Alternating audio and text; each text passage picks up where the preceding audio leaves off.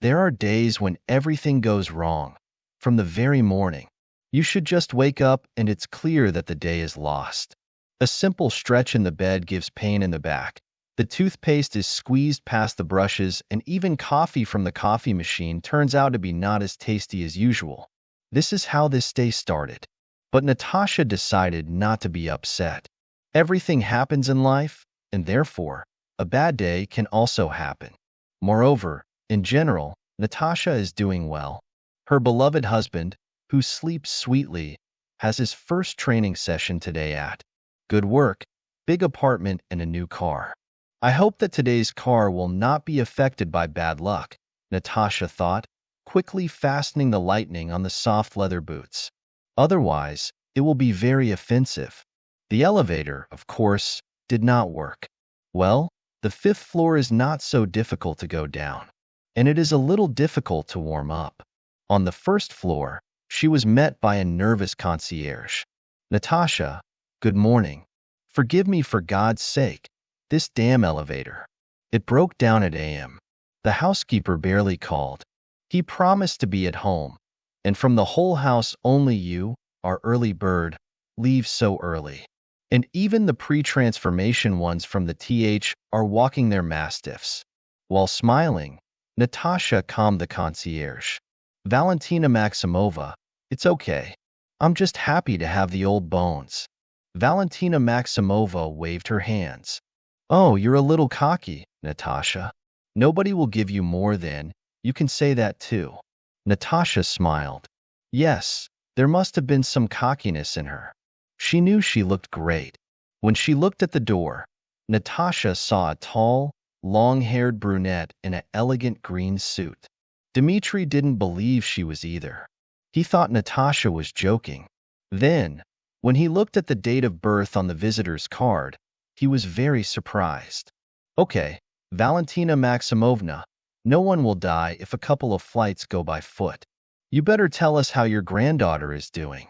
Natasha liked to talk to a concierge like this. Little, sitting, always in perfectly smoothed out, formal blouses with a bunch and glasses on a chain. Valentina Maximovna reminded Natasha of her grandmother, who worked in the theater all her life.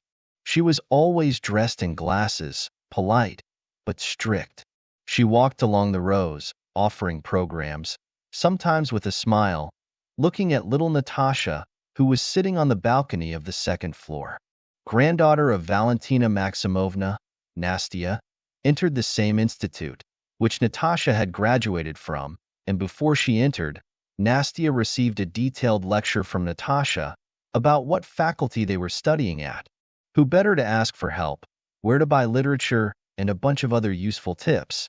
All grandchildren like it, do not worry, said Valentina Maximova. They chatted for another minutes, then, as always, they said goodbye warmly and Natasha went to the car. It was warm outside, so last evening she decided not to put her in an underground parking lot. She wanted to save time, but she failed. This morning everything went well. Having sat down at the driver's seat, Natasha went into her bag to adjust her phone to the device, which allows her to talk while driving, but the phone was not in place. In her head, a picture immediately flashed of her last time checking her documents before leaving the house, to see if she had taken everything with her. And the phone with an open news tape was put on the shelf in the corridor. Damn it, it's a lot of work. I'll have to come back now, Natasha thought. I couldn't check if everything was in place before leaving. I had to go back almost in a hurry. I was still late. Valentina Maximovna, Natasha, screamed on the run, forgot her phone, and ran down the stairs, as if in a daze. On the fifth floor, she stopped and took a little break. She came to the door and took out the key. Is it really due to everything that happened this morning? She forgot to close the door? Okay, but I won't have to wake Dima up, wearing the keys. Natasha carefully opened the door and entered. Now you need to take off your boots, go into the hallway, take your phone and come back, not forgetting to close the door. In order not to allow a new flat, she spoke all the actions in her mind and only then took a step forward. In the next second, At the same time, two events happened. A woman's laughter was heard in the depths of the apartment, and Natasha noticed a pair of women's sneakers in the corridor. Natasha, it's not good to eavesdrop. Grandma's voice was heard in the head. If you listen a lot, you won't hear anything good about yourself. And Natasha had experience in eavesdropping. And what else? She did it 3 times, and every such case became a turning point in her life. Natasha did not take off her boots. She took her phone from the shelf, behind which she returned, and carefully went into the apartment, trying not to give up her presence. Fortunately, the expensive floors, as if starting a conversation with her, coped with this task quite successfully. Natasha's first experience of eavesdropping was when she was in 5th grade. At the elementary school, there were no problems with the studies. Antonina Mikhailovna was a strict but fair teacher. She was not afraid of Natasha. Despite the fact that the girl grew up without parents, with only one grandmother, she was always clean and dressed neatly. Homework was done, lessons were learned. The girl was attentive and collected. She loved literature the most, and she did not run in the street with her peers on the shifts. And she was sitting behind the desk and reading a book, most often not by age. But where is it seen that the 3rd grader, Evgenia Wangina, was reading? Antonina Mikhailovna complained to her colleague, "I'm chasing her, like, Natasha, baby, run with the girls, play." She doesn't want to. She says that reading books is more interesting, straight, like a bull. Is this about Lebedev or what? A colleague replied, whose parents died in an accident 5 years ago, where Kamaz Ziguli moved and was still in the newspapers. It seems that the girl was brought up by the grandmother, Zoya Lebedeva. Her husband, the heavenly kingdom, was a friend of my Vazhya. He was a good man, kind and responsive. He would always come to help if you asked him. About her, she is very strange, not like all children. But then it is clear that the child is a bad person. A person grows up in a cultural environment. Her grandmother works in the theater. She takes the girl to all the performances, and in her free time she teaches classical literature. Maybe she'll grow up from it, which is good. Let her read. Is it a pity or what? I don't feel sorry for her, said Antonina Mikhailovna. But what about socialization? The girl of her age should communicate with her peers, and not read about the arrogant, the majestic, always happy with himself, with his lunch and his wife. The colleague laughed. So, Tanya, you've remembered Pushkin's lines the most. Don't worry. While he wants to read, let him read. In a few years, he'll be old enough to forget about books. Only boys will be on his mind. Then he'll socialize. Experience can be useful. I have one in my class, too. Pavlik Karatanov. Do you know what he reads? Dead Souls. And there, by the way, he was hunting strawberries. Antonina Mikhailovna sighed, but decided that her colleague was right. Despite her worries, Natasha was not lonely. No, the girl did not pay attention to Pavlik, who sometimes sat on a bench next to her on the shift, and also stuck in a book. In addition to grandmother, theater, and books, Kadia's friend played an important role in her life. Kadia lived in a neighboring house. They went to one kindergarten, walked around the yard. However, they had different schools. Natasha went to a regular public school, and Kadia went to a private school nearby. Little Natasha didn't understand why she had to break up with her girlfriend. Grandma explained to her, "Natasha, my dear, you understand that you have to pay for that school. With my pension and salary in the theater, it won't be enough." And seeing how upset the granddaughter was, she added, "Let's make a deal. If you are a first-year student, all the elementary school, study for 1-5, then after the 4th grade, we will transfer you to Kadia. Will you study together?" Grandma hoped that in 4 years Natasha will have new girlfriends, or she will get used to the fact that they see each other after classes with Kadia. However, it was not here.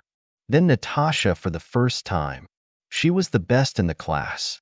Homework was perfect, but the lessons were always listened to by Antonina Mikhailovna. an exemplary student.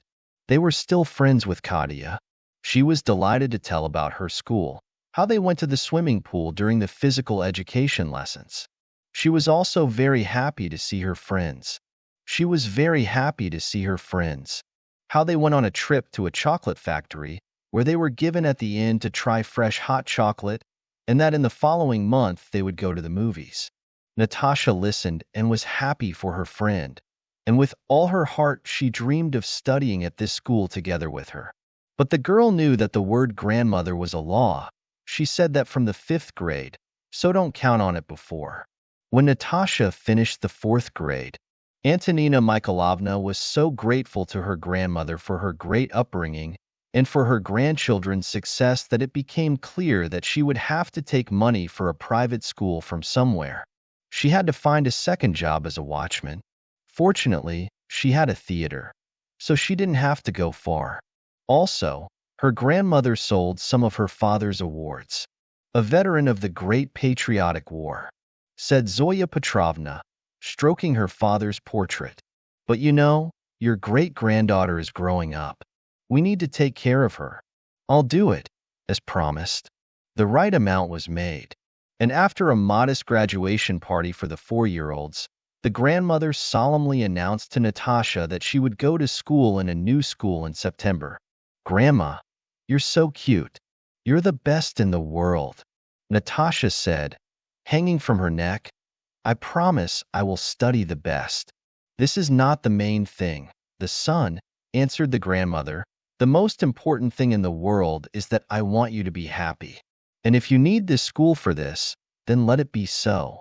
Of course, Natasha told Katia good news the same evening. The friend was very happy. Great. My parents bought an apartment in a new building. We're moving soon. We couldn't see each other. Now we're going to school.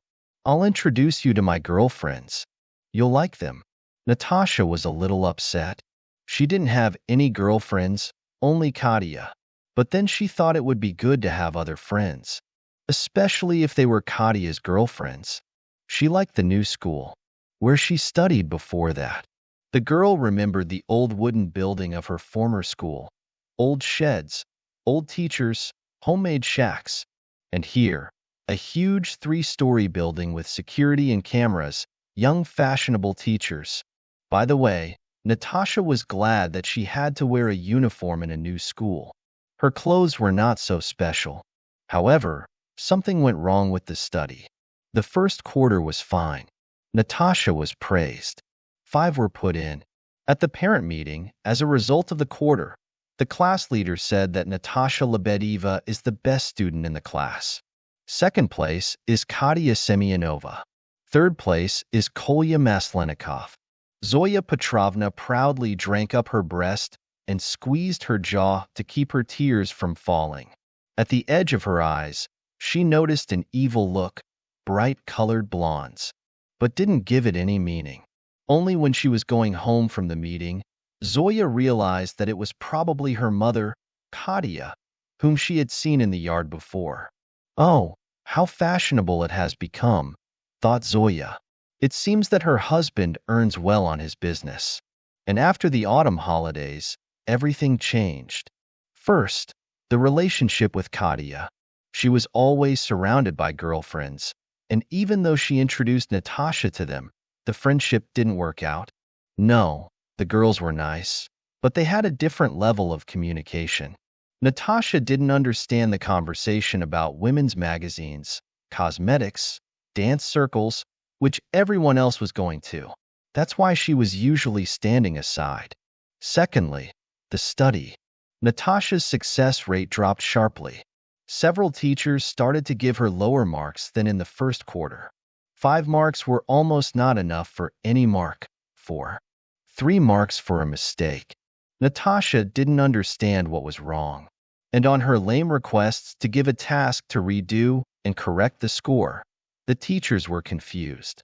For some reason, the math teacher, nervous on the table, said in a loud voice, "Lebedev, how many times to speak? This is not your village school, where you can sign up to the 5th grade 10 times. We have it so that what you deserve, you got. That's it, go. You already have a normal success rate. Thank God you don't go to the lagging ones. Not everyone is a great teacher. After that, Natasha did not fit the teachers. What happened reminded me of some strange dream. The girl seemed to be going crazy. She even compared her control work with Kadia's work. Both had the same option and the same mistake in the seventh task. Only Kadia had a 5 with a minus, and Natasha had 4. She didn't say anything to her grandmother either. She was so tired at work that when she came home and sat down for lunch, she could sit for 5 minutes, getting tired, or she would fall asleep while Natasha was heating up the lunch. The girl's heart was breaking. She thought that when she gets bad grades, she gives them to her grandmother, who is trying to make her granddaughter study in an elite school. However hard Natasha tried, she had to check the control room several times. It didn't help. She still had some mistakes and blunders. In such torments, the second quarter went by. Natasha was bitterly upset that her grandmother would attend the meeting and that her granddaughter was no longer the best student in the class. How could she be upset? On the last day of school, before the new year, the lessons were shortened. Teachers who felt the air of the lessons and the mountain of notebooks were only physically present during the lessons. The teachers were already thinking about the new year and planning their vacations. So the history teacher realized that he forgot to bring the chalk only at the 5th lesson, when he suddenly decided to write down some date. Lebedev said, looking at Natasha sitting at the front of the first batch, "Take the teacher's key.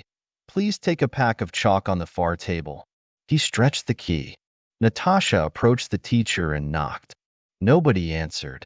She pulled the handle, made sure it was closed, and put the key in. The girl was in such a terrible and forbidden room for students for the first time. Everything looked quite ordinary. Part of the tables were covered with notebooks. There was a kettle in one corner and a tray with clean cups. There were printed packs of cookies in the next room, and in the other corner there was a water cooler. The table was at the far end of the room and apparently served as a storage room for the reserve office. In addition to a pack of chalk, there were pens, pencils, linings, sheets of clean paper, a pair of globe, and even a few tennis balls. Having taken the chalk, Natasha accidentally touched the balls. One of them rolled off the table and flew away. Natasha began to look for the ball. After a short search, it was discovered that it rolled under the table. I had to go after him. At the moment when the girl had already taken the ball and wanted to get out, the door creaked and the female voices were heard. "Yes, I have already finished almost everything in preparation," said the first voice. Natasha recognized the voice of her class leader, young red-haired Irina Petrovna. The parents warned that the meeting was postponed at AM, asked the second. "It seems that this is the Russian teacher and literature teacher, Alexandra Pavlovna." "Yes," she warned. "You know who expressed their displeasure?" Irina Petrovna answered. Natasha thought that it would be right to announce her presence now, but on the other hand, the speech was about her class and it was interesting to find out who was unhappy with something. "It's not difficult to guess. Semyonov, who else?" "Aha. That her husband is now the main sponsor of the school and behaves like the last bitch." "Well, yes, they say he's got a good rise in his business." "Yeah, we know what kind of business they have." The teacher and the bell laughed.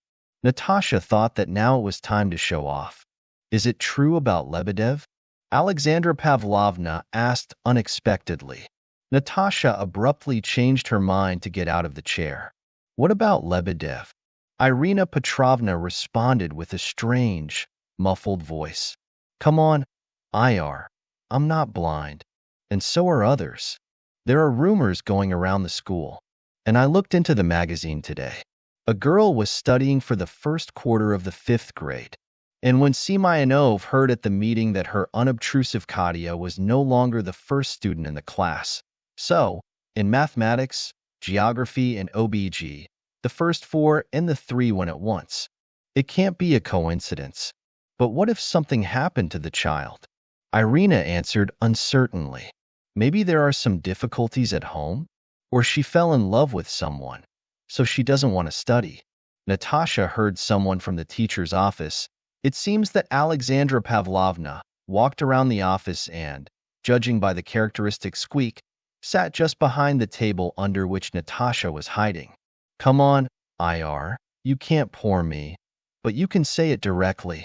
Well, math with geography, I can believe that. Although in my lessons, she is undoubtedly the best at studying. At that moment, Natasha felt like a lump formed in her throat. So it didn't seem to her. She didn't become more stupid or worse at studying. It's not her fault. Her eyes were treacherously pinched. Alexandra Pavlovna continued. But oh, dear, Ira. Oh, dear. She has a 3-year-old in the control room, even though our Pakmali Petrovich either sleeps in the control room or goes to the halftime class. And there is no idea that the children are in his absence. Okay, the colleague Irina Petrovna hurriedly interrupted. I'll tell you, but you don't tell anyone. Okay? Natasha thought that even under the fear of a death sentence, she would not get out of the chair now. In short, after the meeting, as a result of the first quarter, Irina Petrovna started. She went to see Zavuch. I don't know what they were talking about, but then Zavuch called me. So, Irina Petrovna, Katia Semyonova is a smart girl, the best student in school. She was 4 years old. Her parents, after the 7th grade, are going to assign some prestigious face to her. And it is necessary that she remains the best student. Well then, you understand? Only Lebedeva is the only competitor to Semyonov. I had to talk to several teachers. Poor girl, said Alexandra Pavlovna. She's not poor, said Irina. I didn't ask her to beat her with twos. But she should be a little worse than Katia. And the wolves are full and the sheep are whole. Semyonov will beat the youngest one in 3 years with a bunch of grades and characteristics. Her father will build a stadium for us to thank her for, or he will do a major renovation in the school. And of course, he will make teachers happy with envelopes. What about Lebedeva?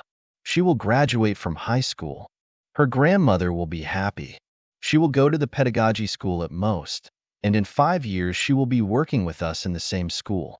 It is unlikely that she noticed that she has something wrong with the grades. She is a teacher. He is always right. Okay, let's go. We are already late. Natasha heard how the women took their things and left. She didn't remember how she got out of the chair and returned to the lesson. The historian didn't even notice that she hadn't been there for a long time. He thanked her, but didn't write anything on the board. While she was waiting for her grandmother, Natasha thought for a long time. And when Zoya Petrovna returned, she hugged her and said, Grandma, you don't have to go to work anymore. I want to move to my old school. The second time Natasha listened in the dormitory. She graduated from her old school with a gold medal. Zoya Petrovna and Antonina Mikhailovna cried at the graduation, hugging each other in a rush of emotions. Despite the predictions of Irina Petrovna, Natasha did not go to pedagogical school, but she entered the law school, one of the most prestigious universities in Moscow. Zoya Petrovna was both happy and excited at the same time. Natasha, my dear, I'm so happy for you. The only thing I'm worried about is how you'll be alone there. After all, it's such a big city. Grandma, replied Natasha with a smile, I'm worried about you.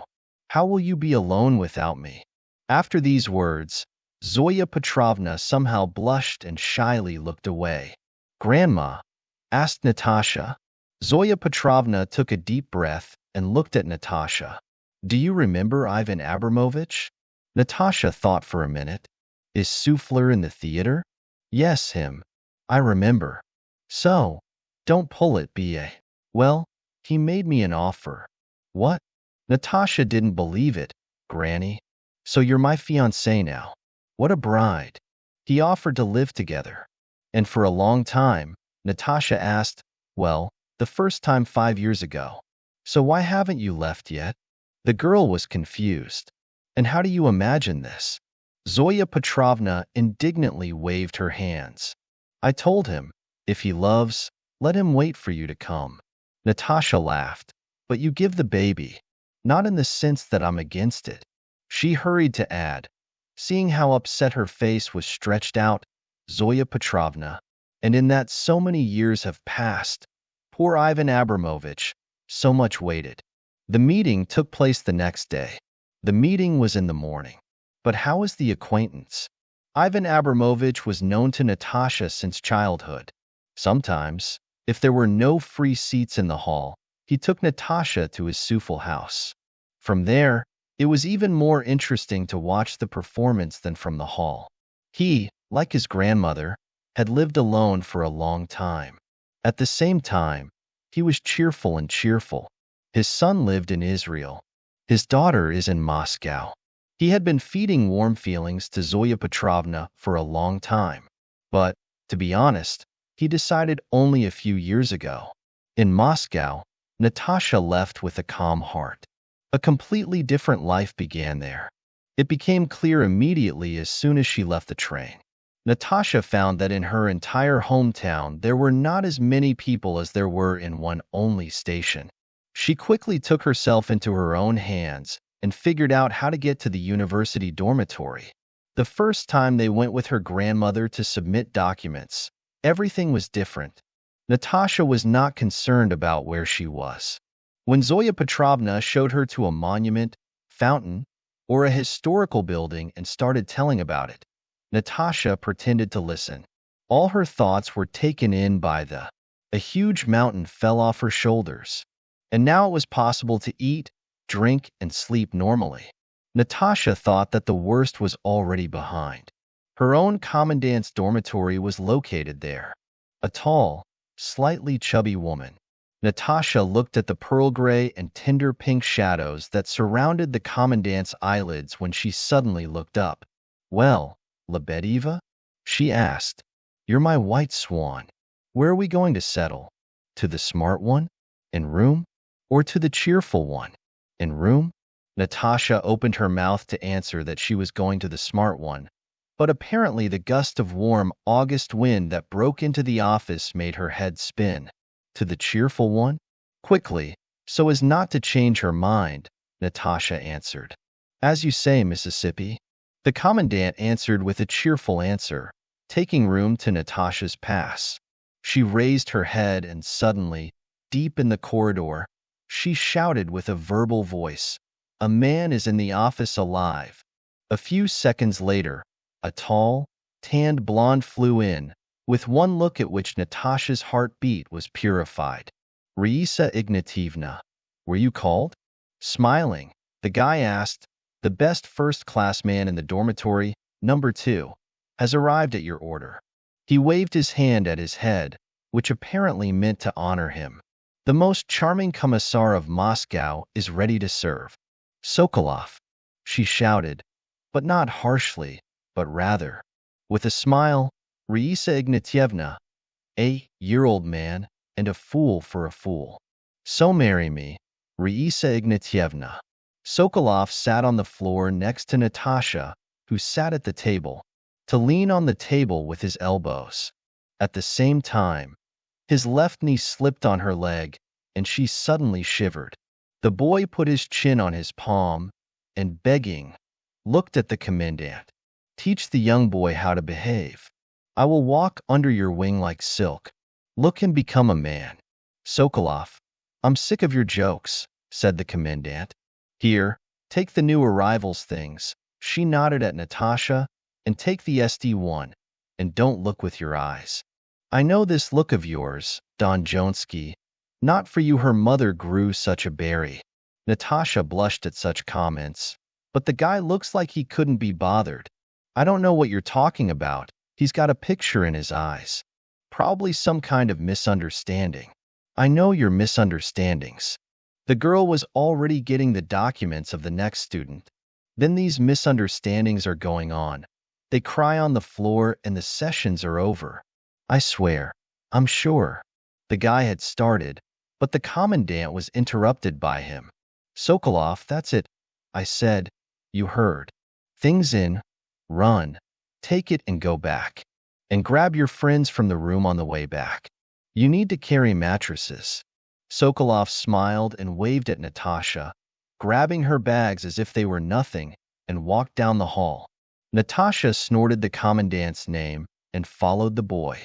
When they passed by the crowd of first graders queuing for the meeting, the boy turned around and said, "Dash, my name is Ars, and yours?" "Dash Natasha." "I'm sorry. What did you say?" "Dash Ars, but Arsini is my full name." "Dash, I see." Natasha thought that there were no boys with such an interesting name and so beautiful in her school.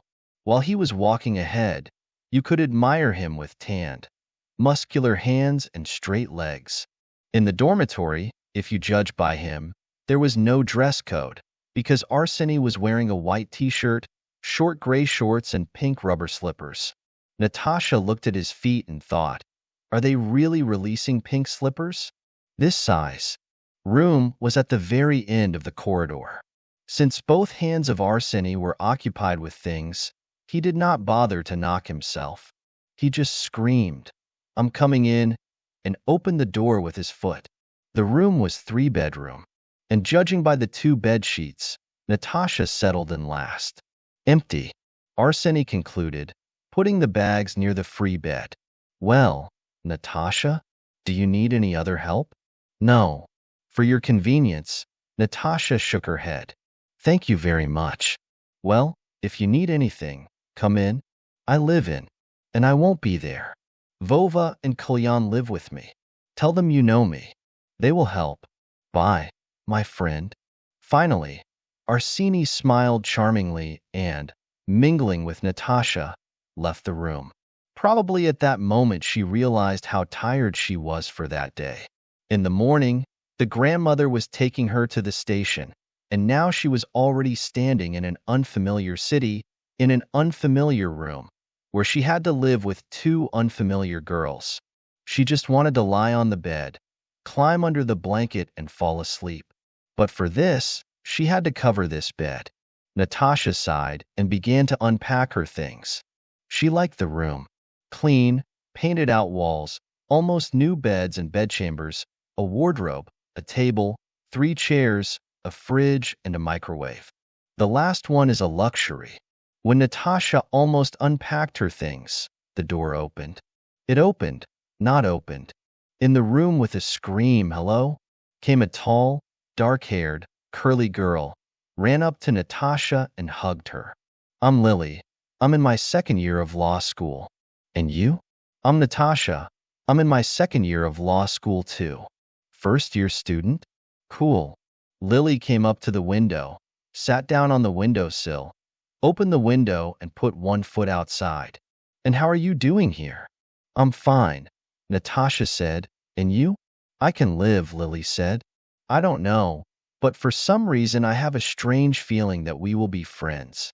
"It would be great," replied Natasha. The feeling did not let Lily down. At first, Natasha was slightly surprised and scared by Lily's actions. If Natasha were asked what words she would describe the neighbor in the room, she would answer, unpredictability. Lily's behavior did not give any logic. In general, this did not affect Natasha or her study. The third neighbor appeared very rarely in the room. Lily said, "Everything you need to know about her is called Alya. She lives with a guy in his flat. She only appears here if they fight, or her mother suddenly decides to get involved with the check. And if she, well, that is, Alya's mother, suddenly comes, what should we say?" asked Natasha. She said, "Her father will warn her. He is a man of more modern views. She believes that a perfect-sized daughter has the right to live with a man until the wedding, if she wants to. But he does not express his views to Alina and her mother. They are strict." "I see," replied Natasha. At first, they talked little with Lily, because she often did not visit her room. But when she was there, Natasha helped a lot. She told her what kind of teacher he was, and if necessary, his lectures could be missed. Natasha never did.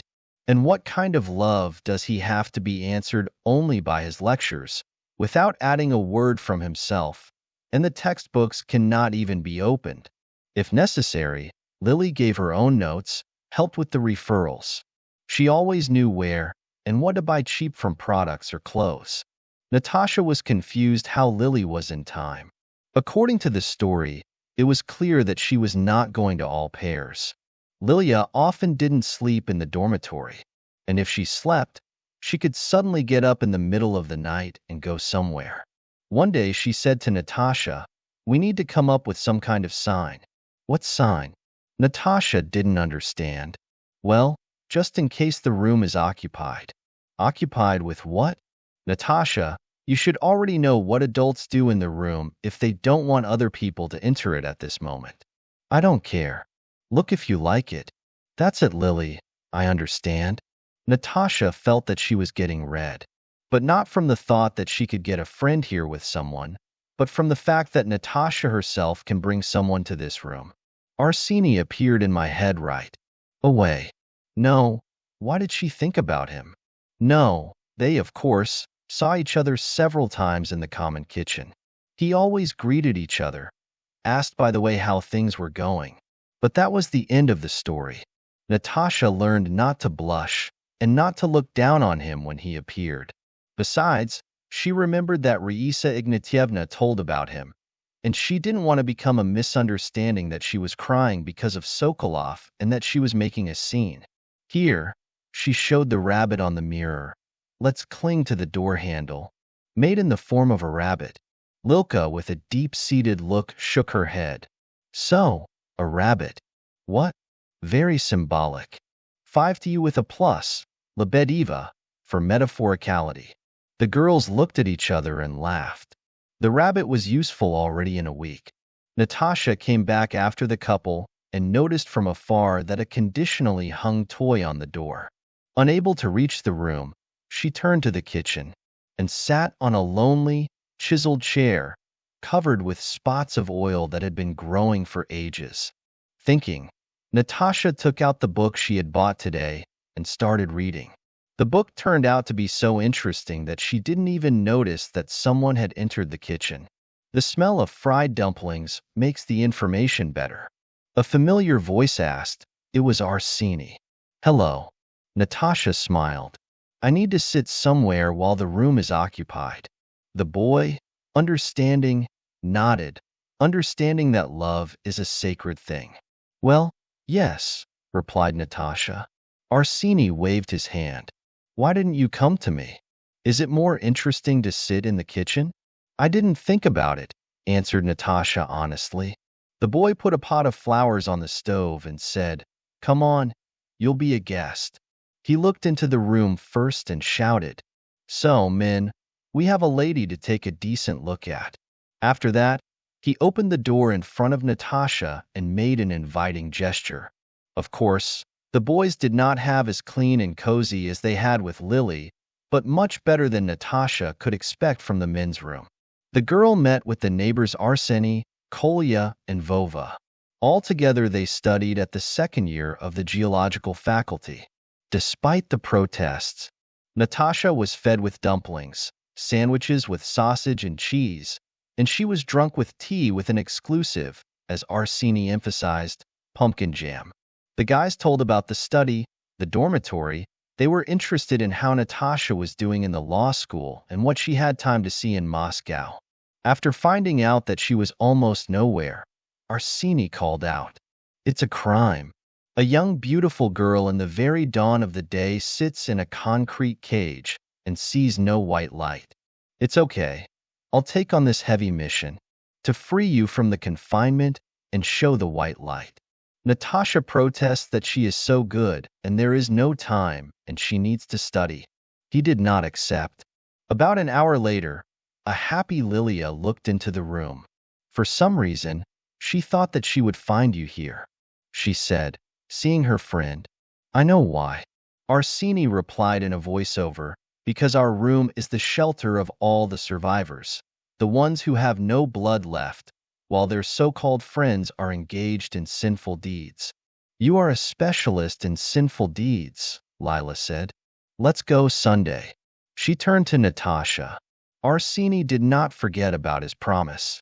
The next day he invited Natasha to go for a walk, promising that it would take an hour, and then she would be able to study.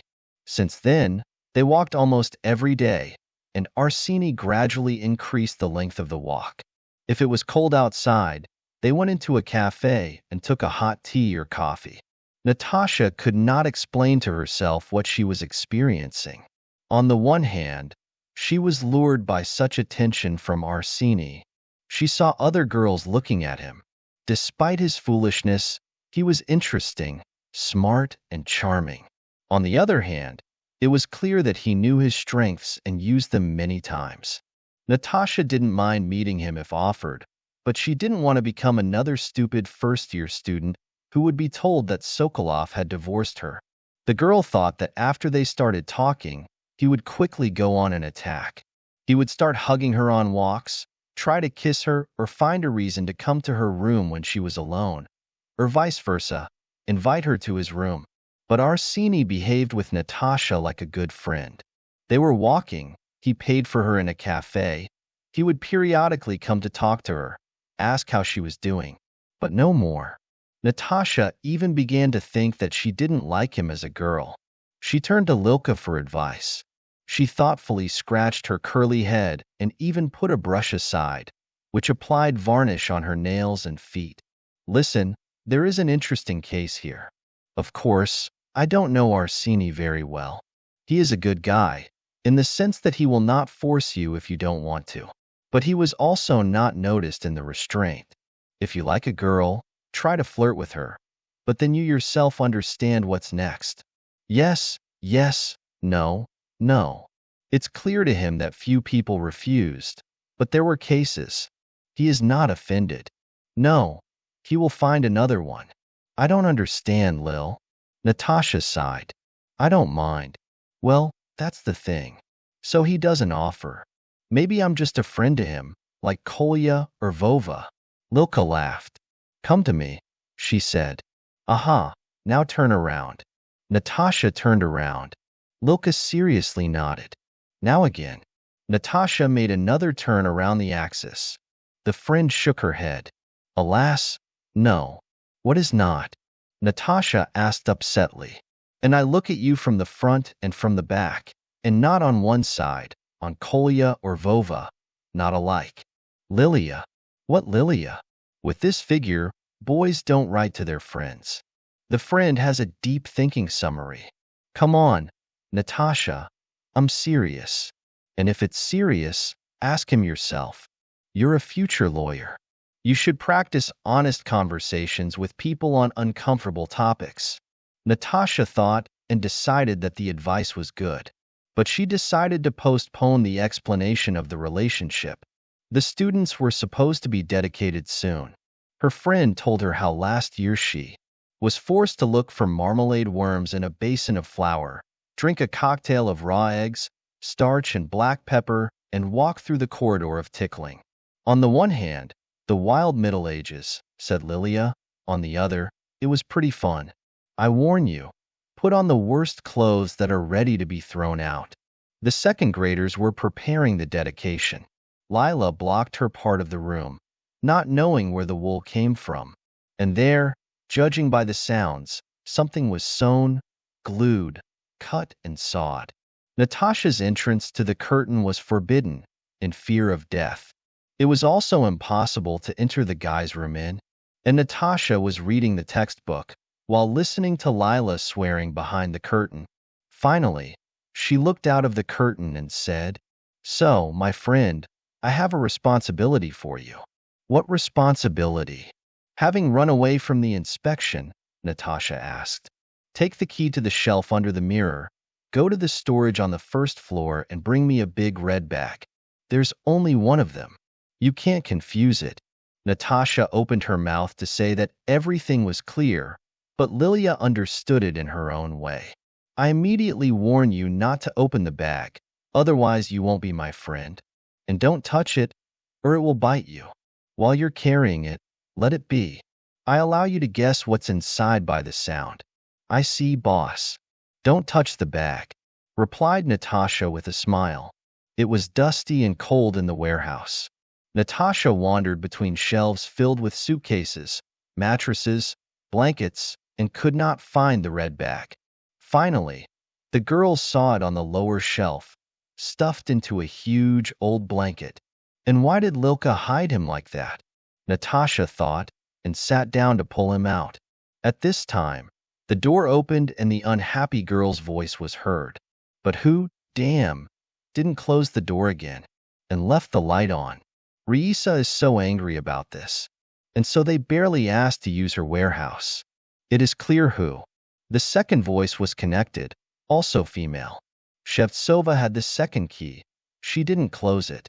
Natasha felt anger for her friend and wanted to stand up and say who was actually the chicken when she heard that she was being forced to sit even lower. By the way, what did Arseny say to you?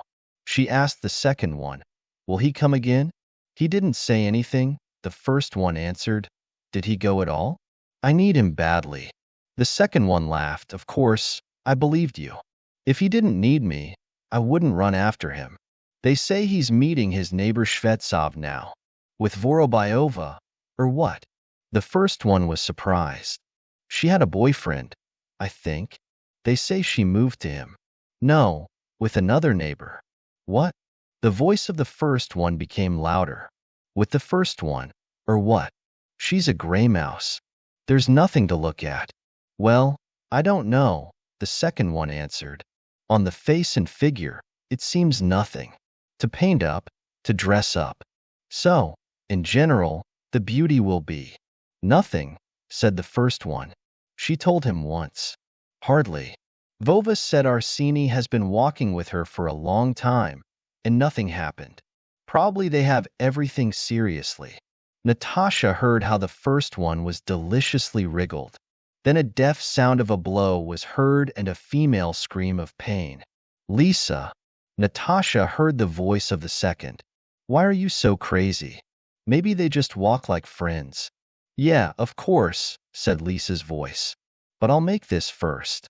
I stand at their cocktails. I mix something up for her.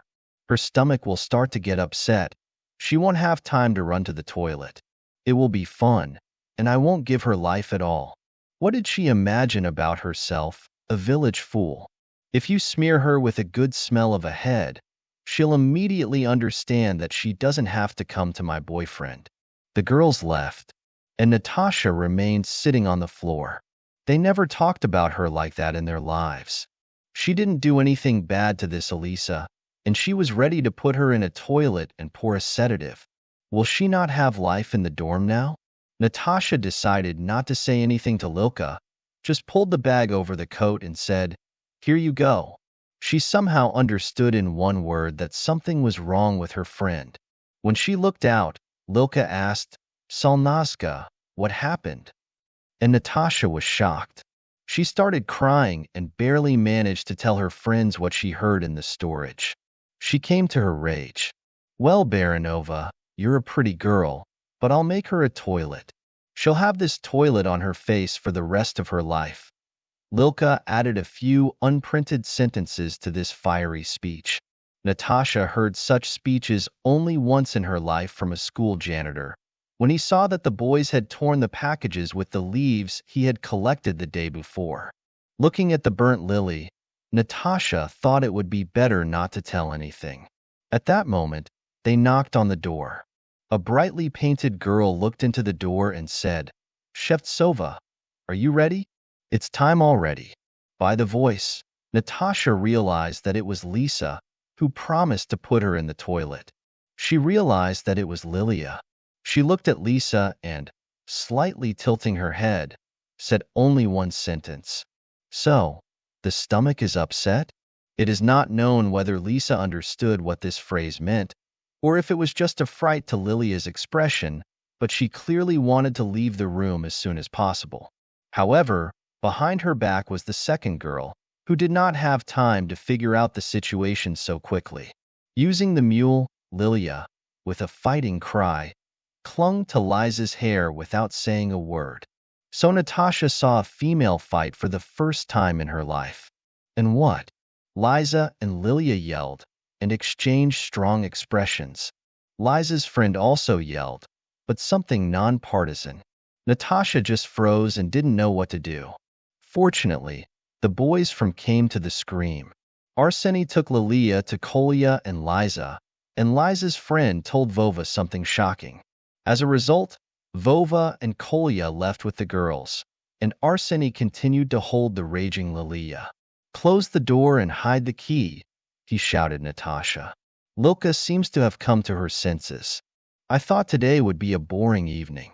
Some kind of dedication to the first-year students, Arseny patted, pouring water to Lilka. New fellows decided to entertain me a little. Go on, Lilia answered mercilessly. And in general, why are you with us? Go and calm down your psyched ex, who is going to suck my friend's vomit and poison her with pills. First of all, she is not an ex. We just, let's say, communicated closely and physically, said Arseny. Secondly, what? What pills to use to poison? Natasha thought that she was ready to fall through the ground, as if she were the main character in some Brazilian TV series. The one that is all white and fluffy, and everyone around her is building a stake, and a big and strong man constantly has to save her. Arseny, meanwhile, made several circles around the room. So, girls, stop, he said. We sit in a circle, and you calmly explain everything to me. Lila explained, not very calmly and not in order, but the picture of Arseny turned out. At the end of the story, he sat on a chair and grabbed his head with his hands. Yes, the girls did their thing, he said. You are all, and you and Lisa, and even you, Natasha. Okay, I'm also to blame for missing it all. Okay, let's put everything on the shelves. Let's make this love twilight clear. First of all, it is clear that we are not going to any consecration, neither you nor I. God will cope with him without us. Secondly, I will talk to Raisa about the fight so that it does not make noise. Lilka snorted. Thirdly, Arseny continued indignantly, with Lisa, as I said, I had no relationship with her, and I honestly did not know that she had a feeling for me. A feeling of ownership, to be more precise. I promise. Then he turned to Natasha and looked her right in the eye. She will not touch you. And the last one. Will you be my girlfriend? The question was addressed to Natasha, who opened her mouth with amazement. Here, it must be said, yes, fool, Lilia gave the voice. Yes, Natasha said in a whisper, and then, in a very nice, almost daily tone, she answered Arseny. So, girls, you sit in your room for now, and I'll go and solve the matter of the dedication of Liza and Raisa. There's a lot of work to do. When Arseny came out, Natasha came up to Lilka, hugged her tightly and said, Thank you. For what, silly? She answered and hugged Natasha in response. For being the best friend in the world. I'm the most ordinary one.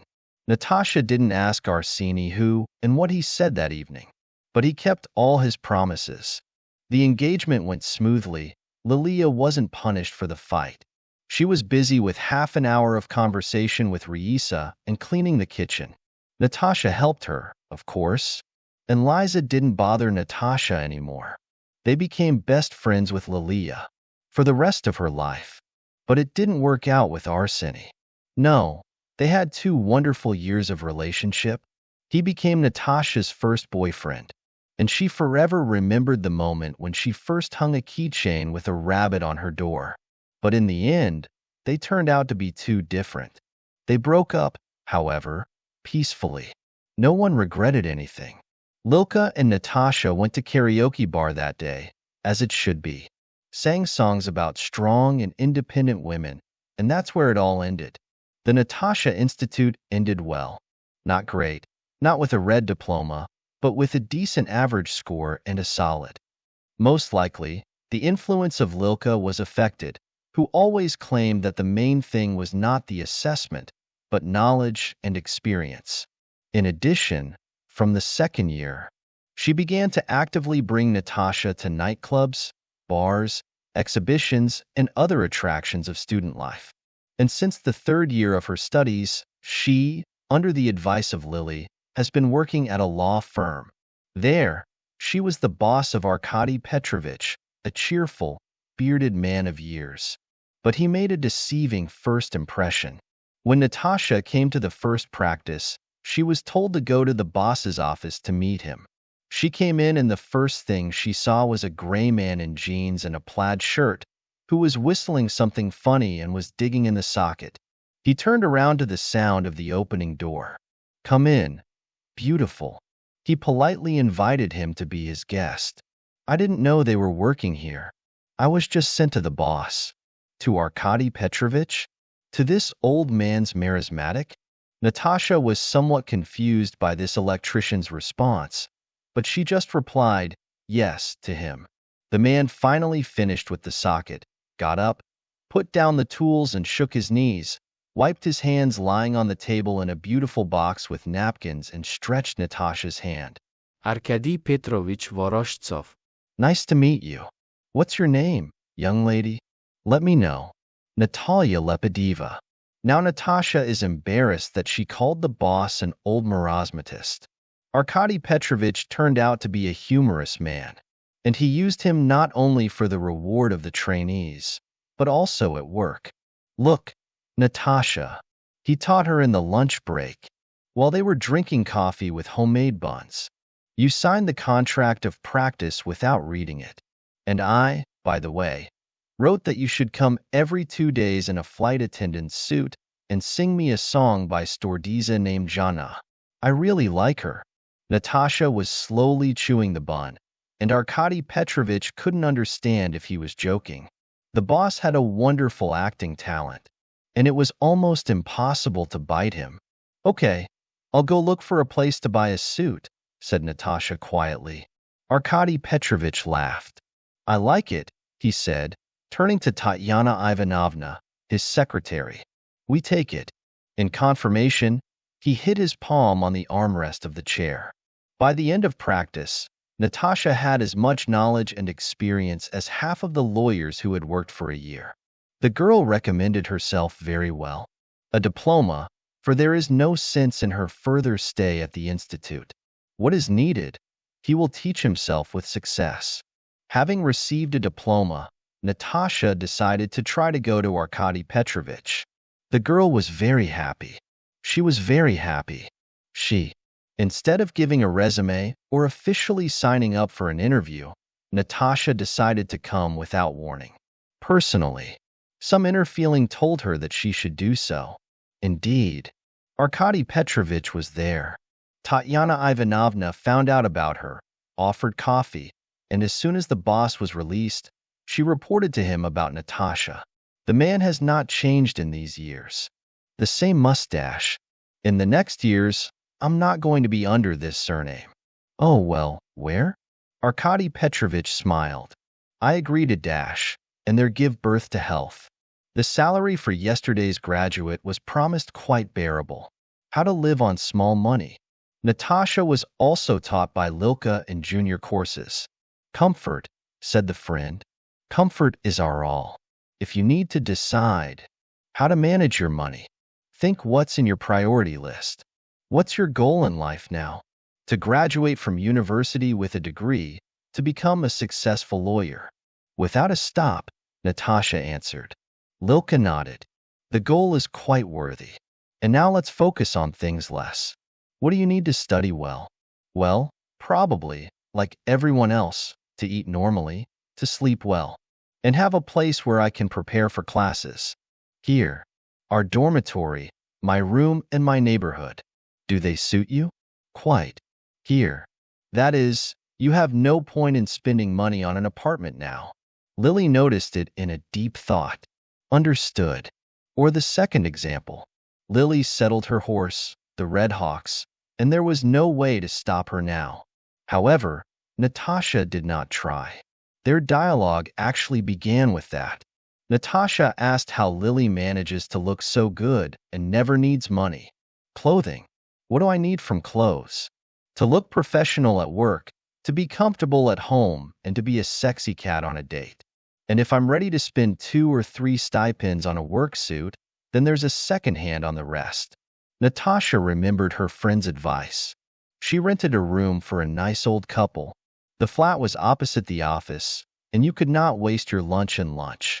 Natasha's three classic costumes from her student days were her faith and truth. The rest was secondhand. The trip was like a therapy session. Even if there was a week left before the salary and the wallet was almost empty, you could always go to the store where everything is rubles today and find beautiful white cotton shorts from a bunch of formless rags or a light knitted lace top, and then go home and study. The girl didn't stop studying. The first years of work were hard. Arkady Petrovich, with all his jokes and smiles, was a strict boss. You won't see Svetobolova for the first 2 or 3 years. You'll think many times that you're stupid or that everyone around you is unfair to you. You'll be very disappointed in people, but if you can endure this stage, it will be easier. Natasha was not interested in persistence and hard work. She was almost always at work. She ran around on errands, collected documents, went to courts, was present in all the processes where she could get access. Arkady Petrovich told her that a good lawyer should know everything, but a very good lawyer should have a specialization. At first, Natasha didn't really think about what kind of things she wanted to do. Finally, she was entrusted with her first independent case. A couple who had lived in a marriage for years got divorced. Natasha was a husband's lawyer. A lazy, unkempt, unpleasant man, aged. He said he was reluctant and looked up at the girl from above. When he first met his wife, Natasha thought that a more willing woman would work with her. The wife was a well-built, beautiful, nice woman who belonged to herself. However, Arkady Petrovich repeated many times, "Natasha, don't judge a client as a person, as a good or an evil. You like a person or someone who pushes you away. Evaluate his work. This is the real task that you have to fulfill." And Natasha took up the job. The couple had a marriage contract, according to which all the property of the spouses, and this is for a minute, a 3-room apartment in a good district of the city and several food stalls, should be divided in half. But in case, if the evidence of the betrayal of one of the spouses is provided, everyone will receive what they had before the marriage. Since the husband inherited the apartment and business from the parents of the businessman, he would have been in the winnings. In fact, he was sure of the wife's infidelity, so he filed for divorce. Only the evidence was not provided and demanded from Natasha. She explained that she is not a private detective, and we had to take care of them in advance and then file for divorce. Of course, Natasha used all legal methods to find out the truth. But either her husband was right, or she hid so well that she couldn't find anything. The case went into a deadlock. The parties couldn't agree on anything. The client got nervous and broke up with Natasha. She got even more nervous. Natasha was sitting with a client, and he repeated 100 times that he was sure that his wife was cheating and that he was not paying the crazy money until his lawyer did nothing. Aha, crazy money. Natasha thoughtfully smiled. This is my first case. He will not find anyone in this city cheaper than me. Apologizing, the girl went to the toilet. Having locked herself in the cabin, Natasha sat down on a cold seat and closed her eyes. She had to go get advice from Arkady Petrovich. She didn't want to, but she had to. The matter was in a deadlock, and it was so embarrassing to tell him that she had been defeated in the first case. And suddenly Natasha heard a woman's voice. He seemed to know her. "Yes, I beg you." The owner of the voice apparently spoke on the phone. "I'm smarter than this dear 100 times. I don't understand how he even figured out that someone had appeared in my life." Natasha swallowed. She realized that she could hear the voice of the client's wife. She had to go out and say hello. Not eavesdrop, not eavesdrop. "Len, I beg you, you should have seen this lawyer." The sound of water was heard. Aha, probably only from the institute. It's clear from her frightened face that she knows nothing and can't do anything. My dear has already realized that he's in a dead end. I heard the noise of a torn paper towel. "Yes, I'm going out for sure now," Natasha said to herself. If this dear had been cleaning up in the apartment, I would have found everything long ago, the woman smiled. There's something left there. I have to go tomorrow and pick it up, or else in the end, someone will find it. A knock on the doorbell rang, and the door was locked. A few seconds later, Natasha left. She opened the door in the meeting room to a completely different person. She was sure and clearly asked to postpone the case for tomorrow in connection with the open circumstances, after which she took the client aside. It was far from here to the apartment where you lived with your wife, Natasha asked. Minutes by taxi, he answered, confused. Apparently, Natasha changed so abruptly that the client did not dare to ask her anything. Upon arrival to the apartment, the cleaning would definitely not have interfered here. Natasha took up the search. She hardly understood what she wanted to find, but fate was on her side that day. On the floor behind the bed, covered with dust, lay a small note, which is usually attached to flowers. Natasha raised her trembling hands. Elena, thank you for a wonderful weekend. And Waddick. There was a date below. Waddick, said the client. Waddick, seriously? After that, he, saying one unprinted expression after another, went to the exit. Natasha ran after him. Wait. She blocked his way. Do you know Waddick? It's hard not to know your brother. He grumbled in the dark. Did you suspect their connection? The client somehow softened his mind. Natasha decidedly took him by the hand, not understanding why he was behaving like that, but knowing exactly what he was doing right. She poured a glass of water and said, Sing. In her head, the voice of Arkady Petrovich reminded that simple actions are a person's act of breaking things. Therefore, in a moment of shock, the client needs to offer water, ask to hand over a pin or something like that. Natasha softly repeated the question. So you suspected that your wife had a connection with your brother? He nodded. I saw that he was in love with her. Since the very day of our wedding. It's so difficult not to notice when you experience something like this yourself. But I did not pay attention to this. We just got married. Alenka was crazy about me. And my brother was only years old then. The man sighed. It seems that he completely plunged into the past and could not believe it. How did he allow such a development of events? And now he graduated from prestigious university, works in the embassy, lived abroad for several years. The man continued. A year ago he returned. He became such a handsome man. Alyonka said, Oh, how he grew up. He often came to visit us. I was happy. I didn't understand what for. And now I understand. And yes, you were on the note. She said that she was going to her mother, and she was with him. At that moment, the client stopped being an unpleasant man, and became just an unhappy, deceived wife and brother-in-law. The girl's heart was filled with pity. Natasha held out her paws and said, I sincerely sympathize with you. I think tomorrow we will be able to finish this. At the meeting, Natasha showed a note.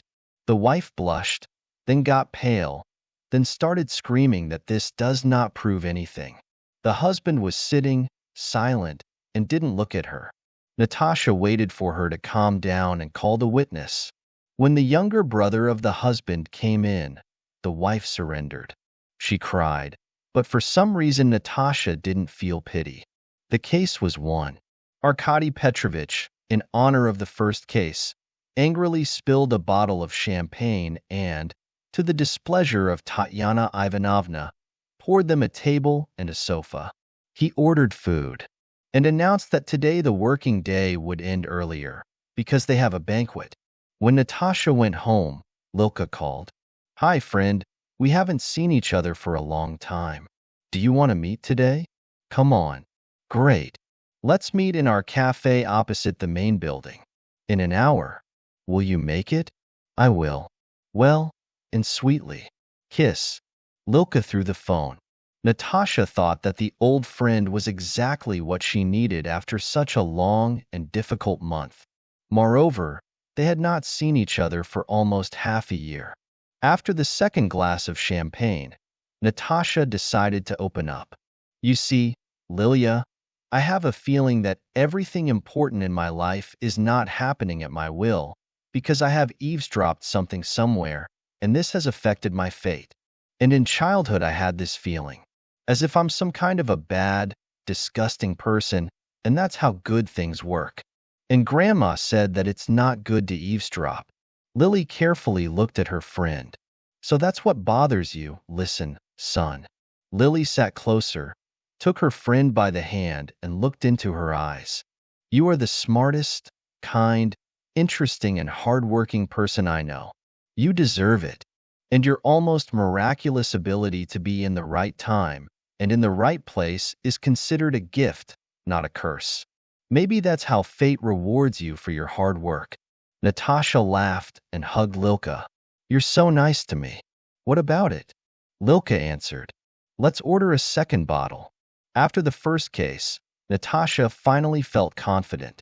She understood that she was lucky to eavesdrop on the conversation, but decided to listen to Lily. Maybe her ability is really a gift of fate.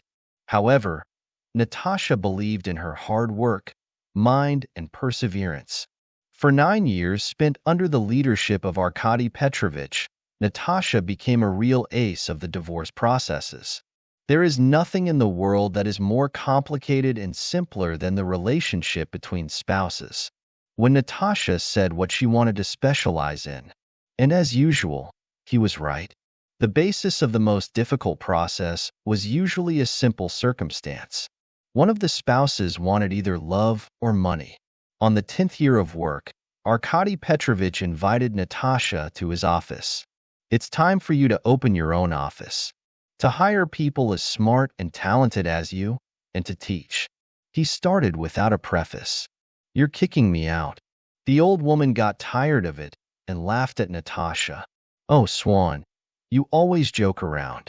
The man sighed. You have nowhere to grow in my office, and I have no right to keep you here. You've learned everything, and you're even better than me at processes. Natasha opened her mouth to object and realized that there was nothing to say. Indeed, the last few things seemed too simple to her. Even the interest in work has somehow disappeared. She thought it was just a coincidence or a burnout that everyone has. But the words of Arkady Petrovich seemed to have awakened her. Natasha presented a huge sign, everything in the classic way, a brown background with golden letters, the lawyer Natalia Lebedeva. And she felt how her heart was beating. She will have a big office. She will be able to take the most difficult and interesting cases and pass on his experience to young green graduates, just like she was a few years ago. Arkady Petrovich, my dear, how did you find out about this? Natasha, how many years have I been living in this world? Same. I know everything. I see everything. I feel everything. Natasha rushed to the boss and gently but tightly hugged him. Arkady Petrovich unnoticeably waved a small tear. How can I live without you? Arkady Petrovich laughed. My little bird, I'm not going to die. If you need advice, you'll come. The doors are always open for you. The first time was difficult. Not so difficult as to start a job, but it turned out that being subordinate and being a boss are completely different things. Natasha was doing well. The advice of Arkady Petrovich helped. The everywhere lark helped, who had her own people everywhere. And the most important thing was that Natasha was sure that she could do anything. Natasha brought Zoya Petrovna and Ivan Abramovich to see the newly renovated premises. Despite their honorable age, these two were cheerful. Apparently, love strengthened them. Natasha had long suggested buying an apartment or a house for an elderly couple in a comfortable neighborhood for them, but those refused to do so. We are fine there, Natasha, said Zoya. Pensions are not the biggest, but you and your grandchildren constantly help Ivan. There is more than enough for life. Ivan Abramovich has a good house. We are slowly doing gardening, walking around the village, listening to music, or watching some new TV series. Yes, daughter, we have no need for a new nest at the old age. The man replied, you or your grandchildren always welcome to go out, but there is no more pleasure than to return to a quiet home. The office made a big impression on Zoya Petrovna. It looks like a theater, doesn't it, Vanya? She asked. Yes, there is something, the man replied. It seems that everything is strict and business-oriented, but some note of art and beauty is present. Natasha laughed. She herself took part in the design development, but before that, she didn't think that she brought to work part of her favorite place since childhood. Over time, everything got better. The new level of success helped Natasha a lot. Of course, her income increased. She bought an apartment in a new prestigious area, a car, trying to fly on vacation at least once every 6 months, most often with Lilka, who has not been able to get enough fun for years. Well, said Lilka when they sat on the cool white chairs of the beach bar, lit up to the redness. When married. What? Laughed Natasha. Who is this, your marriage? Drop it. Waved Lilka's hand, asking the bartender to repeat the cocktail. This is me, the free bird, and you want to light the nest. You put everything aside, pulled it out like, I'll finish my studies, I'll do my career, that's it. Mom, the excuses are over. It's time to go to the wedding. So when? What made you decide what I want? Lilka patted me on the shoulder. I don't know. My little one says to me, you are gentle, kind, caring. So I see a beautiful, worthy man next to you. I don't know. Natasha also asked for a second cocktail. It was easy in college. In the dorm, in pairs, in clubs, even on walks. All the time someone wanted to meet. Then work. Now I don't even know where to look for this beautiful, worthy man of yours. Lilka nodded and made a serious face.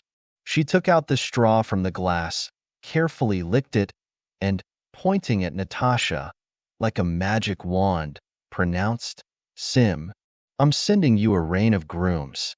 Natasha nodded and stretched her hand with her palm up. It's dry, she said. Something the grooms don't drip. Wait. Lilka nodded, putting the straw back in the glass. It will be okay. And she looked into the water. Dima and Natasha met a few weeks later in the gym. She always had a figure in order, but she decided that was the age when she should start doing sports.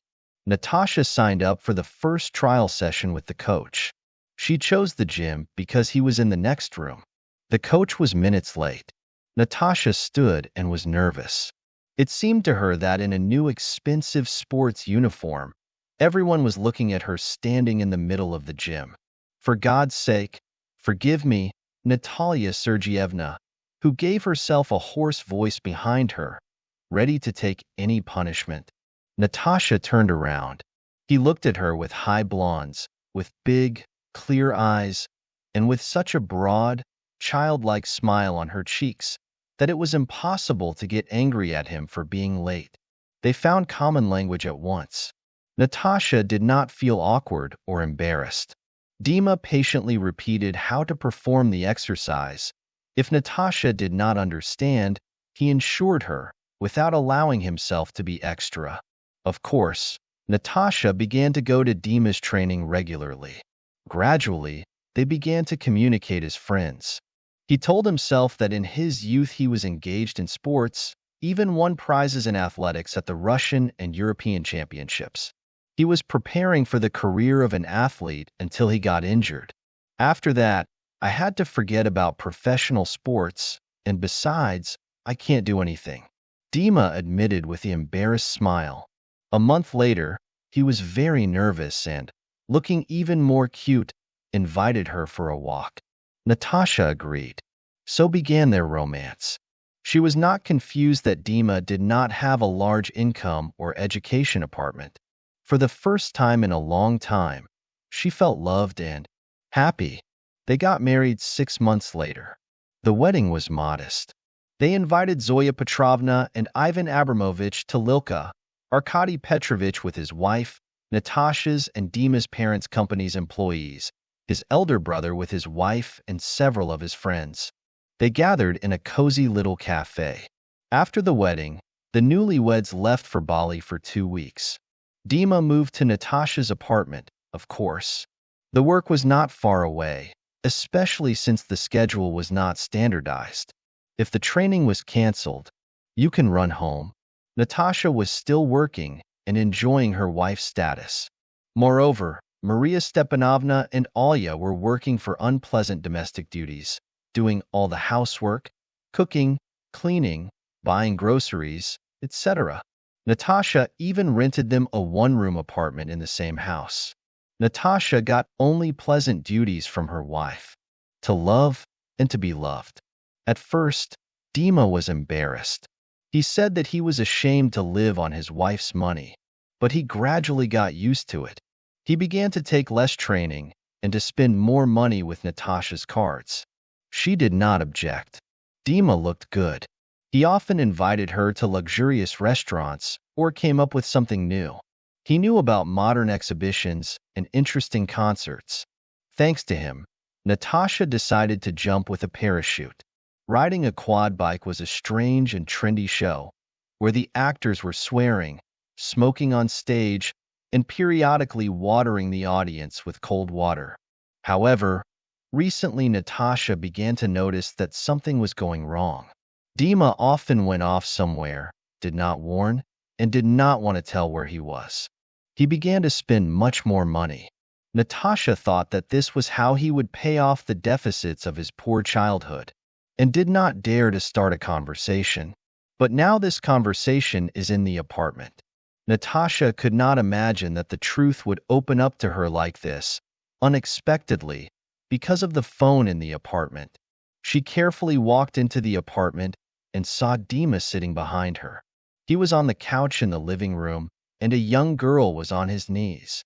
Natasha could only see her hair, reddish-brown, but it was enough to recognize Alya, her housemaid. "Well, Kitty," Alya sang with a sweet voice that Natasha had never heard before. "Alya, what nonsense are you talking about? We live so well with you," said Dima. "Beautiful?" Alya's voice went up to the sky. "What do you mean, beautiful? We meet, we spend time together. We sleep on this luxurious bed. I buy you clothes. I drive you to restaurants. Really great," Natasha thought. "I would be happy to be at Alya's place. What's the problem? I want more." As if the thoughtful question of Natasha answered, "How many cleaning ladies can be in the house of your beloved person and watch how this nasty old bitch is licking you?" Natasha thought for a moment that it was time to make a comment, that even if she was old, she was not old-fashioned. But she was a little bit convinced that the most interesting is yet to come. And the lawyer's instinct advised the woman to get the phone. "We wanted to kill her," said Alya. "Alya," said Dmitri. "What, Alya? What, Alya? You said you love me and want to be with me. I remember. I just have to wait. How long can I wait?" The girl angrily yelled. "I don't want to be a..." "Well, how do you imagine that?" Dmitri said. "First, you need to think it over." "What to think over? You're a husband. She's your wife. You didn't make the marriage contract. If she dies, you'll get everything for sure." Alya, Dima, it seems, started to get out of her. Natasha even had fun. "How do you imagine that? That I cut her with a knife?" Alya laughed for some reason. "Fool. I always knew you were a stupid coward." She smacked Dima's nose and hugged his neck. "I did it myself. What are you doing?" Dmitri looked at the girl with surprise. Alya nodded. "Yeah, she cut the brakes in her car. The ambulance or police will call you in half an hour and say, your wife died." "Alya, you're a fool." Dima's voice expressed fear and concern. "Here I will agree," Natasha said. They turned around and looked at her as little children looking at adults who had beaten them up for some crime. For example, painting walls or eating jam. Natasha looked at Dima. She thought she should feel pain, grief, that she should want to cry, or, on the contrary, to have a scandal, to throw in the vases, to get into the red hair of Olena. But instead, she wanted them to get rid of them as soon as possible. "I recorded an interesting dialogue where you plan my murder and sent it to several reliable people. If you don't want to go to prison, you have seconds to leave my apartment and my life forever." Dima looked at Natasha with her blue eyes, and she suddenly remembered that it was such a helpless and complainant face he had when he told how his favorite dog Linda was hit by a car. Natasha, he started. 9. Natasha said in a warning tone. Then I called the police. 8. 7. 6. Alya turned out to be more thoughtful. She grabbed Dima by the hand and literally dragged him to the exit. When the door behind them closed, Natasha closed the door to the interlock and sat on the floor in the hallway. The phone rang. Natasha. The voice of Lilka rang in the phone. What the hell did you send me now? Natasha cried. She no longer had the desire to remain strong. She cried like in her childhood, when she hit her knee and fell off a bicycle. Natasha and Lilka were sitting under the cherry trees at the kind table that Ivan Abramovich made years ago. Natasha told her grandmother that they were getting divorced without going into too much detail. She listened, looked over to her husband, and took Natasha by the hand. They sat together for another half an hour, after which Ivan Abramovich got up. After these words, he brought the second bottle of cherry dressing from the barn from somewhere, put it on the table, and winked at Lilka. Zoya Petrovna brought a plate of pies with cabbage, and the spouses left. When the door at home closed behind them, Lilka asked, "Are you sure you don't want to put them in jail? What if they try again?" Natasha shook her head. "I don't think so. I explained to Dima clearly, what if something happens to me? The recording will immediately go to the police." I then collected other evidence of their connection. Recordings from the surveillance camera, checks, notes from the map. They were not so hidden. I did not notice it. Naive. You know, Natasha continued, I remember your words. What? Lilka raised her eyebrows. About eavesdropping. That this is my gift. To be in the right time and in the right place. I listened to them then. It turns out you saved my life. Go on, you. Lily was embarrassed, held her palm on her cheek, then jumped up and hugged her friend. For a while, the friends were sitting silently. Then Lily asked, "What are you going to do next?" Natasha sighed. "First, I'll try to put my life together in pieces. I'll take a little vacation again. I'll go home." Home? Lily didn't understand what you were talking about. "I'll go to the town where I was born," Natasha said, "to her little homeland. You know, psychologists often write that the place where our childhood took place is the place of power. I used to think that all this was nonsense, but now I really pulled it to my homeland. I want to wander the familiar paths, see how it is now. Maybe look at my school." Lily nodded. "I understand. Probably we've grown up together. You're drawn to your motherland, and me." "What?" I asked Natasha, hiding my breath. "I'll probably marry Vida." Lila admitted to the unexpected embarrassment. Natasha began to hug her friend. "What a news." And she kept silent. "I want to meet this man. He has already given you the ring. Not everything at once." The friend smiled. I, as a modern woman, decided to take this matter into my own hands and make an offer myself. "I think I'll decide on Monday. He works in our company. We have been meeting for about 3 months, and I decided what to do." Natasha was delighted to shake her head. "But you give. Who does not risk, he does not drink champagne," Lilia hinted. "And you go. Go to your little homeland. Reload. When you come back, we'll pick someone up for you. You know, I'm a little bit off." Natasha sighed. "That's enough for me. You, the most important thing, don't play the wedding without me." "How can I play a wedding without a witness?" Lily smiled. "I promise. We will choose the dress and everything else together. You, the main thing, don't stay there too long. Come back." Natasha nodded. "I promise." For her trip, she chose a train on purpose. On the plane, everything would have been done too quickly, like a jump into the water. And then she plunged into the past slowly, gradually. She stayed behind Moscow, and the outskirts of the village were. That she was going to meet new happy life. But now Natasha thought that she was looking for happiness not where she was supposed to. Her happiness was lost somewhere, and how to find it, what signs it is not clear. Grandma sold the apartment long ago. She and Ivan Abramovich lived in the village without a reason, far from here. Natasha stayed in the hotel, and in the early morning went on a date with the town of childhood. Visited the park on the square. When she entered the yard where her childhood took place, her heart was pounding. A lot has changed here. New swing for children appeared, but the old mushroom in the sandbox remained the same, and the linden growing near the entrance only grew even more over the past years.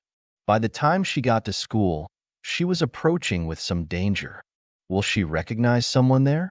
What if none of the teachers who taught in the past are no longer alive?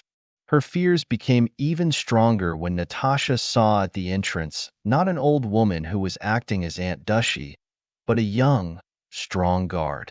Who are you two? He asked with suspicion, looking at the visitor's room. Natasha, with an unexpected, for the former lawyer, stubbornness, shook her shoulders. Actually, no one. I'm a graduate. I studied at this school many years ago. I wanted to see familiar places. This is not a museum. The guard was very arrogant. If everyone starts to walk around and watch, there will be no peace. Wait, does Antonina Mikhailovna still work here? Natasha asked. She suddenly realized that this is the most important thing. If her favorite teacher is not here, then there is nothing for Natasha to do at school. Because it turns out that this place was deprived of soul. The guard did not have time to answer when nearby gave up a suspicious voice. Natasha? She turned around. Antonina Mikhailovna in amazement looked at her with a garbled and aged, with a white head, but still it was she, the cool leader of Natasha. They hugged. Antonina Mikhailovna, without looking at the guard, said, Stipa, let the girl go, under my personal responsibility. The man was grumpy, but he didn't say anything. When they left the guard's booth, Natasha surprisingly said, He will obey you so. He wouldn't obey me. The teacher smiled. He remembers how he was being chased and received from me. He was still a hooligan. How are you? Antonina Mikhailovna, Natasha asked, looking at her family's face, if they were still teaching. The woman was proud and said, Yes, I teach. They tell me every year that it's time for me to retire, but I'm holding on. Now I'm leading the third grade. I feel like I'm alive and alive with them. What should I do at home? Watch TV? Knit socks? You haven't changed a bit. Natasha smiled. Everything is so cheerful. And you, Natasha, you remain the same. The teacher smiled. You look like a decent lady. But I see that you are still the same modest Natasha. Evgenia Wangina, do you read sometimes? No. Unfortunately, Natalia replied. She hasn't taken books in her hands for a long time. Not before everything is somehow, work, then in the family problems. A call rang in the corridor. Antonina Mikhailovna, with regret, waved her hands. We need to go to the medical council. I'm sorry, Natasha, let's meet in half an hour. You probably still wanted to wander around the corridors and not find any more comfortable moments. Now the whole school will be at your disposal. No one will stop you. And then we'll talk it over. My servants will have physical training. We agreed. Natasha nodded. Then in half an hour we will meet at the same place. Natasha slowly walked along the school corridor and looked around. Of course, a lot has changed here over the past few years. The walls have changed color and turned from yellow to beige.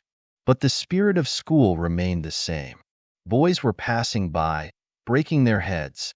A serious girl with a book froze on one of the benches, in which she recognized her former self. Natasha came to the Russian literature office and looked inside. The guys were talking in silence without the teacher and didn't pay attention to the guest.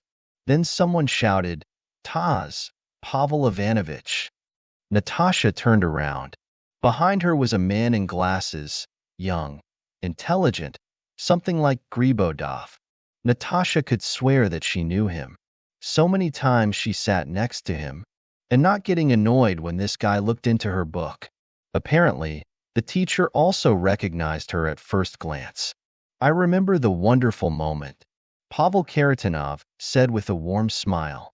Evgenia Wongina, unfortunately, we have already passed. Today we have Lermontov. Do you want to sit in class? Natasha smiled in response. Maybe in order to find your happiness. And her happiness is now in front of her. And a year later, Natasha was met from the maternity home. All her relatives, together with Lilka and her husband, and the very Pavel who annoyed her so much at school, and now became the most beloved man in the world. Girl, I knew it. Otherwise, you hide everything. Who is supposed to be born there? Lilka hugged Natasha and took off the champagne. Lil, you can't. You're pregnant yourself. I'm a drop for my friend, and I'm pregnant for only a month. Don't worry, my dear son. Lily's husband smiled and stretched Natasha's bouquet. I congratulate her daughter. What was her name? Maria, Masha, like my mom. Let her be happy in heaven for us. My granddaughter will be happy for sure. Zoya Petrovna waved a tear and took her granddaughter in her arms. What happiness came to our family. She spoke quietly and crossed the baby.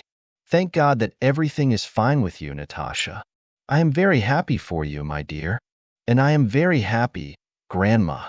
Natasha was overwhelmed with happiness and sighed with relief. Now I am the happiest woman in the world, and I don't need anything else.